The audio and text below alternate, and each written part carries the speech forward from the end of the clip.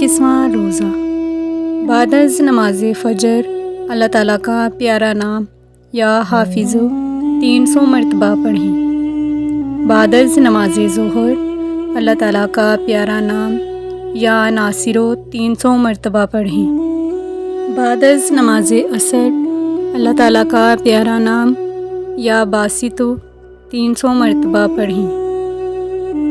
بعد از نماز مغرب دعائے جمیلہ 3 مرتبہ پڑھیں۔ بعد از نماز عشاء سورۃ طلاق کی یہ آیت نمبر 3 25 مرتبہ پڑھیں۔